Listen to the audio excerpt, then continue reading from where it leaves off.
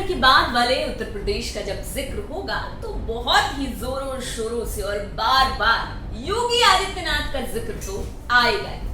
आलम तो ये है कि हिंदुत्व, भगवा और फायर ब्रांड जैसे शब्द की एक पूरी अगर कोई डिक्शनरी बनाना चाहे तो बड़ी आसानी से बना सकता है। इन शब्दों का यूज बीते 4.5 साल में काफी कुछ हुआ है। बतौर सीएम योगी आदित्यनाथ ने जिस तरह की अपनी हिंदुत्ववादी वाली जो छवि है वो बनाई है जनता के बीच में, और इस छवि से जिस तरह से योगी ने समझौता कभी नहीं किया, या यूं कहें कि पद पर बैठकर सीएम ने उत्तर प्रदेश में भगवा सियासत को जिस तरह से धार दी है, ऐसा लगता है कि वो योगी ही कर सकते थे। लेकिन इन भगवा शिल्पकार के तौर पर हिंदुत्ववादी छवि को धार देना, हिंदुत्व को एजेंडे को धार देना, इनके पीछे कारण क्या है और इसका इम्पैक्ट आने वाले असेंबली इलेक्शन में क्या पड़ सकता है, 2022 में जो इलेक्शन होने वाला है उस पर क्या पड़ सकता है, बीजेपी को क्या फायदा हो सकता है, इन सारे पॉइंट्स पर हम गौर करेंगे। लेकिन उससे पहले अगर आपने हमारा चैनल अभी तक सब्सक्राइब नहीं किया तो जल्द कर लें, बेल आइकॉन दबाना बिल्कुल न भूलें, वीडियो पसंद आए तो लाइक करें, कमेंट करें और शेयर करें। अगर आप हमें फेसबुक पेज पर देख रहे हैं तो हमारा पेज सबसे पहले लाइक करें। चलिए इस वीडियो में आगे बढ़ते हैं। यूपी में योगी सरकार को 4.5 साल का वक्त हो चुका है और असेंबली इलेक्शन सर पर है। ऐसे में एक बात समझना जरूरी है कि भगवा फैक्टर बीजेपी के लिए कितना हेल्पफुल साबित हो सकता है इस इलेक्शन में। और इस इलेक्शन अगर इलेक्शन आ रहा है तो सवाल एक और भी कि क्या योगी इस भगवा पॉलिटिक्स के शिल्पकार हैं। पिछले 4 सालों में सीएम योगी ने अयोध्या, मथुरा, काशी पर काफी ज्यादा गौर किया है।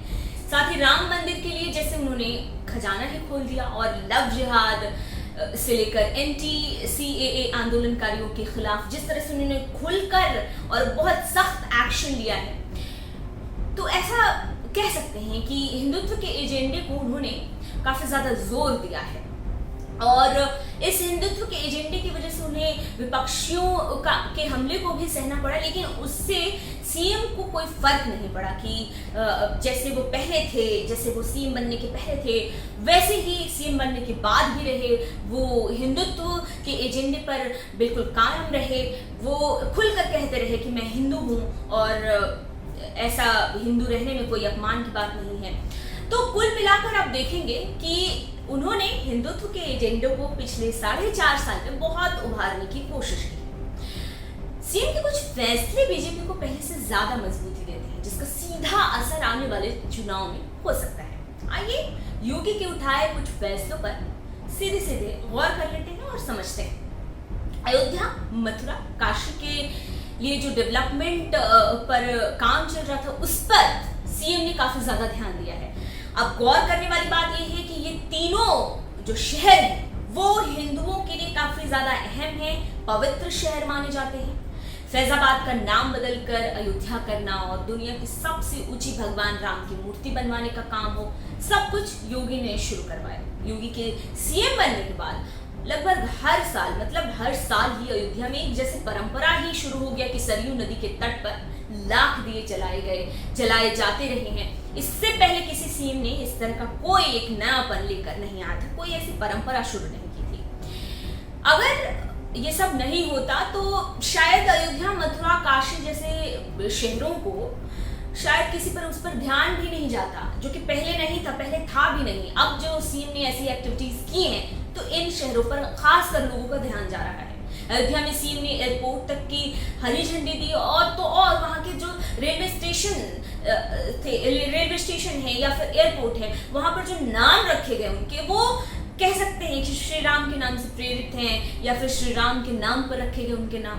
दूसरी तरफ सीएम मथुरा जाकर वहां पर जन्माष्टमी सेलिब्रेट करते हैं, होली सेलिब्रेट करते हैं, और अयोध्या हो या चित्रकूट हो वहां पर डेवलपमेंट से जुड़े काम को करवाते हैं, उस पर सीधे से उस पर अपनी नजर रखते हैं। राज्य के बजट में इन शहरों, इन जो पवित्र शहर माने जाते हैं हिंदुओं के लिए, उनके लिए सौगात खोल देते हैं। काशी के जो डेवलपमेंट से जुड़े कार्य हैं उन पर उनकी तीखी नजर रहती है, सीधे तौर पर वो उसकी निगरानी करते हैं, नजर बनाए रखते हैं। ये सब योगी को बहुत ही अलग करता है। कह सकते हैं कि जिस हिंदूवादी वाली वो छवि से को दिखाते हैं जनता के सामने, उसको उन्होंने बिल्कुल अपने काम के जरिए दिखा भी दिया कि वो सिर्फ कहने के लिए हिंदू नहीं है, या फिर उनकी पर्सनालिटी जो हिंदुत्ववादी वाली दिखती है वो सिर्फ देखने के लिए कहने के लिए नहीं है, वो असल में इसको करते हैं, इसको मानते हैं, शहरों के लिए कुछ कर सकते हैं, हिंदुओं के लिए कुछ कर सकते हैं। नाम छिपाकर शादी करने पर दोषी को सजा देने वाला जो बिल लाया गया वो आखिरकार कानून भी बन गया।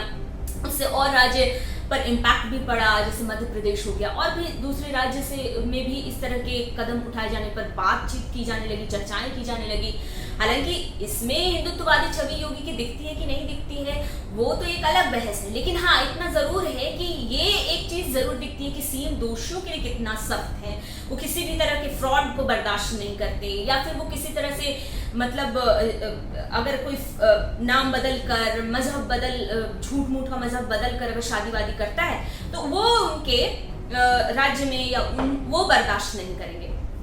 अब आगे आता है नागरिकता संशोधन कानून, जिसको लेकर काफी बवाल भी हुआ है, CAA जिसको शॉर्ट फॉर्म में हम समझते हैं, और इसके अगेंस्ट यूपी में भी प्रदर्शन हुए, जिसके खिलाफ सीएम योगी ने बहुत ही सख्त रुख अपनाए रखा, और पुलिस फायरिंग में 2 दर्जन के करीब प्रदर्शनकारियों की मौत भी हो गई। और तो और इस दौरान जितनी भी संपत्तियों का नुकसान हुआ, चाहे वो सार्वजनिक हो या फिर निजी हो, उसकी भरपाई सीधे तौर पर दोषी प्रदर्शनकारियों से ही कराई गई। उनके पोस्टर चौराहे पर लगा दिए गए। हालांकि पोस्टर वाले मामले को काफी तूल भी दिया गया था, विपक्ष की तरफ से बवाल भी हुआ था कि कैसे किसी का पोस्टर हम चौराहे पर लगा सकते हैं।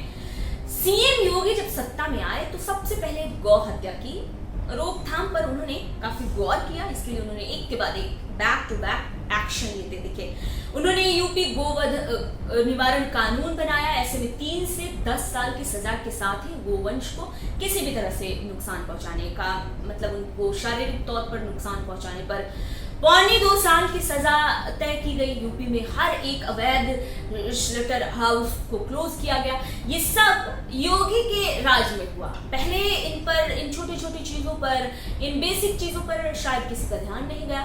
यूपी में योगी सरकार के आने पर प्रदेश भर में कांवड़ियों के लिए भी जैसे बिल्कुल उनको सम्मान दिया गया। फूल बरसाने की जो परंपरा शुरू की गई, उनकी निगरानी ड्रोन से किए गए, और ये तक भी किया गया कि जिस रास्ते से कांवड़िए जा रहे हैं उस रास्ते में मांस बेचे जाने से मना कर दिया गया। एंटी टेररिज्म स्क्वाड से उन पर निगरानी की गई। ये सब योगी सरकार में हुआ, और ये बिल्कुल नए नए एक्सपेरिमेंट कह सकते हैं या नए नए उठाए गए कदम कह सकते हैं सीएम के तौर पर।